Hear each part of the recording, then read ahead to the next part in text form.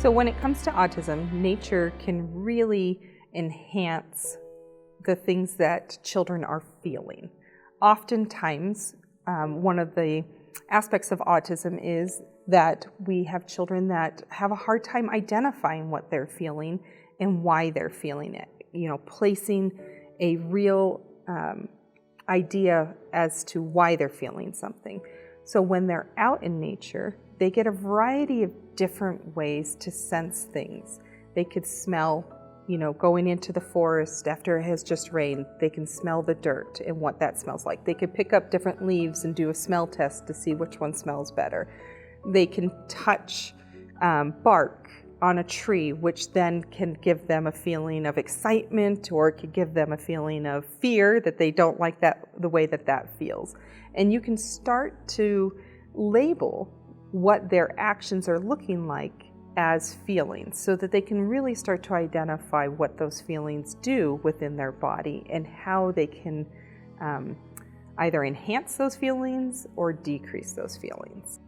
So nature, a lot of the times, with exposure and positive guidance for a child on the spectrum, can provide emotional regulation by becoming a calming place for them.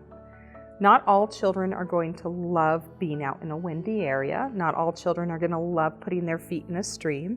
Not all children are going to love being at great heights, maybe on like a rock climbing area or climbing up a canyon or something like that.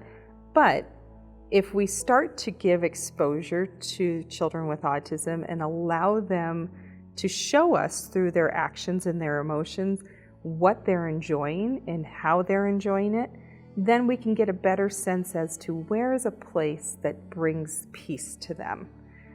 Nature really fuels the soul. And so it is really essential that we reconnect our children back to the places that they do feel most calm. For me personally, it's by the water. Anytime I'm by the ocean or I'm by a lake or a stream, I'm happiest. I'm happiest putting my feet in the water. My children are happiest there. My middle daughter constantly tells me that we should move to California because we need to be by the ocean.